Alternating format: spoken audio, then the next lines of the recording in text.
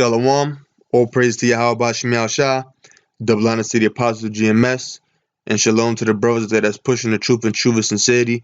My name is Amna Wa'ala, coming at you with another lesson, and I want to focus on the book of Isaiah chapter 14, verse 9, and I specifically want to really deal with that word there, even, and what's that word even's significance in the scripture. So let's get right into it.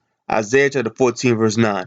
Hell from beneath is moved for thee to meet thee at thy coming. Hell represents the grave, and it can also represent destruction as well, because according to the Bible, there is no hell where you go underground, where you die, and you burn up forever. That's not in the scriptures. Hell from beneath, and if you think it's in there, you don't know the scriptures. Hell from beneath is moved for thee to meet thee at thy coming. So hell represents destruction or the grave. And where is the grave located? It's located beneath us, under our feet, under the ground. And destruction brings about death. So it makes sense that hell represents destruction and the grave. Hell from beneath is moved for thee to meet thee at thy coming. So hell represents destruction or the grave. The grave is beneath us, therefore it said hell from beneath is moved for thee to meet thee at thy coming. That's why I said hell beneath, because the grave is beneath us.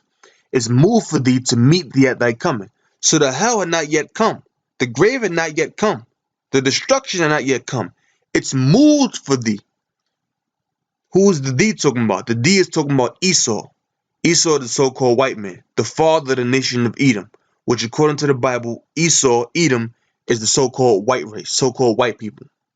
Hell from beneath is moved for thee to meet thee at thy coming. And to go deeper, the thee is not only talking about Esau, Edom, but it's talking about their kingdom, which is America, which according to the Bible, America is Babylon the Great, whose destiny is thermonuclear destruction, pursuing the book of Revelation chapter 17, Revelation chapter 18, and various other scriptures. To meet thee at thy coming. So the hell had not yet come, but it's going to meet him at his coming. What is that coming? That coming is talking about what? That third world war that America is going to be drawn into. So hell from beneath is moved for thee to meet thee at thy coming, meaning the grave is going to meet him. Destruction is going to meet him at his coming in that great third world war. It stirreth up the dead for thee. Who's the dead talking about? Now, pursuing, I'm not going to get the scripture, I'm just going to quote it. Proverbs chapter 21 verse 16 says what? He that wandereth out of the way of understanding shall remain in the congregation of the dead. The dead is talking about the other nations, because the other nations have not known the way of understanding. When you go to the book of Psalm chapter 149, chapter 147 verse 19 and 20, it tells you that he showeth his will unto Jacob, his statutes and the judgment unto Israel. He have not done so with any other nation. That's Psalm chapter 147. You can read from the verse 19 on down to the last verse.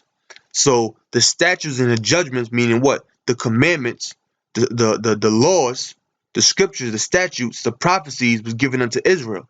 So Israel was given that life. Israel was given that understanding. Isn't that the Lord see that in John 6 and 63? That his words are spirit, they are life. So those words gave us life. The other nations were not given those words. Therefore, those other nations are what? They're dead, because they do not have the word which represents life. So they're in the way of understanding. Therefore, they're in the way of they're not in the way of understanding. Therefore, they are in the congregation of the dead. Pardon me. It stirreth up the dead for thee. The dead is talking about what? The other nations, right? But the dead is also the subject of this scripture, of this passage. What is the subject? Subject, the person or thing that's being discussed or described. So the subject is the person or thing that is being discussed or described. What is the thing that's being discussed? What is the thing that's being described? The dead being stirred up. That's what's being discussed. That's what's being described. Therefore, the dead is the subject. Even all the chief ones of the earth. Now, are the chief ones of the earth and the dead talking about two completely different groups of people?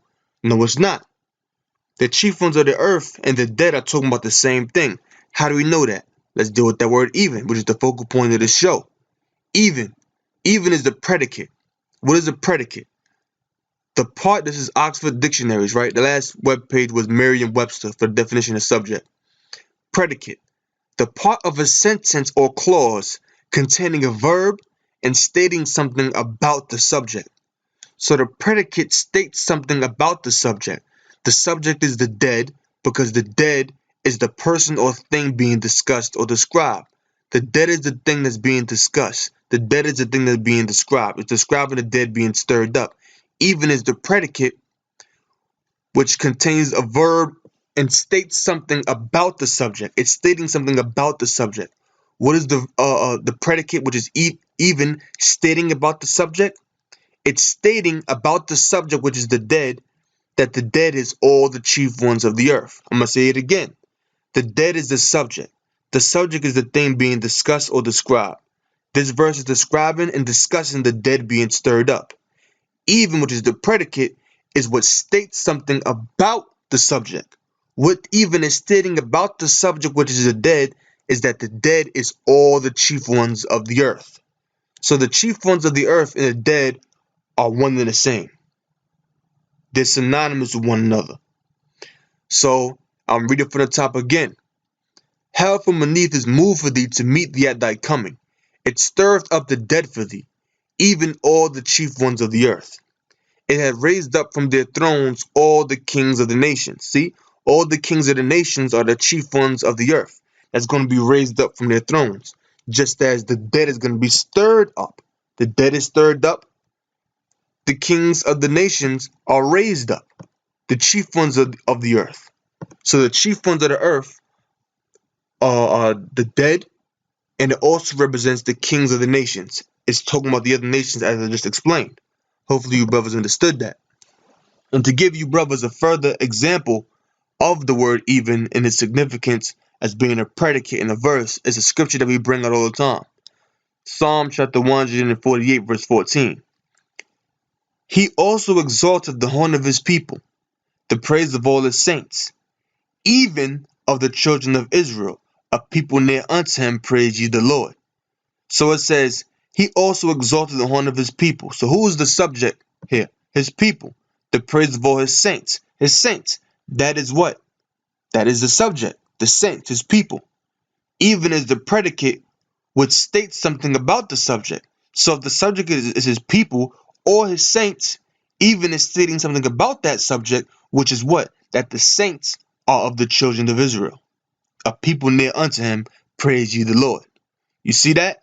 You see how it goes together? Now, I'm going to go here real quick. This is a website called Language Log, right? And it says, what does even mean? I'm just going to jump right down. It says, according to OED, which OED is talking about the Oxford English Dictionary. Okay? That's what OED is talking about. According to the OED, it's going to pop right on the right side of the screen. See that? According to the OED, even started out meaning flat, level, uniform, right? It's even. So yes, it's flat. It's level.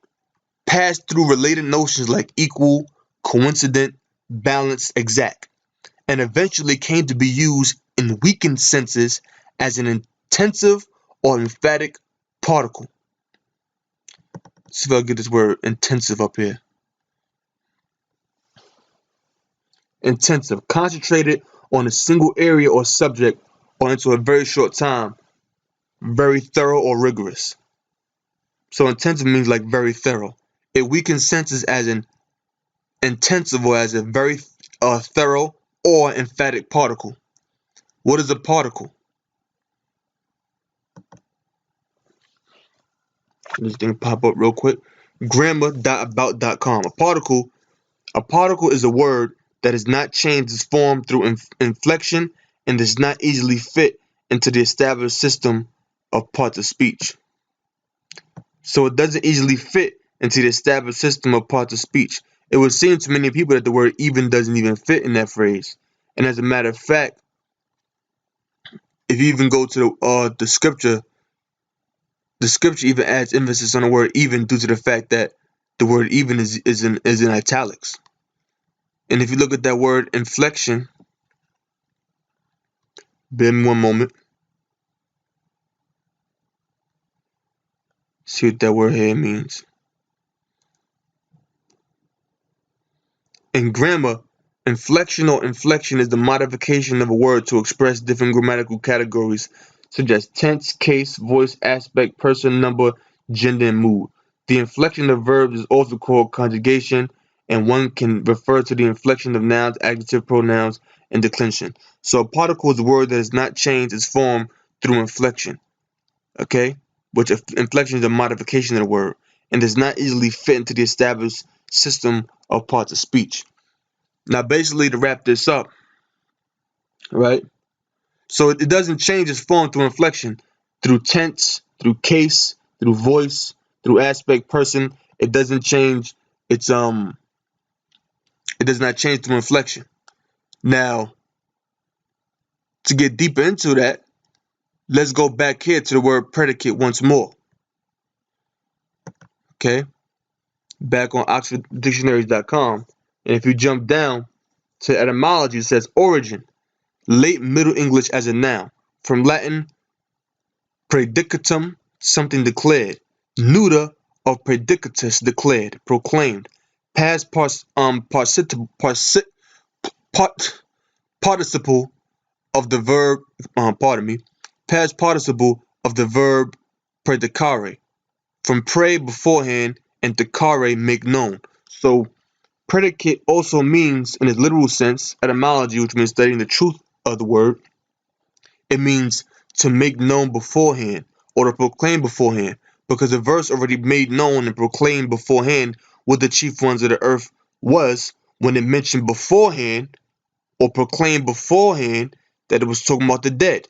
Just as in Psalms 148th chapter, the predicate is the word even, that's in the last scripture.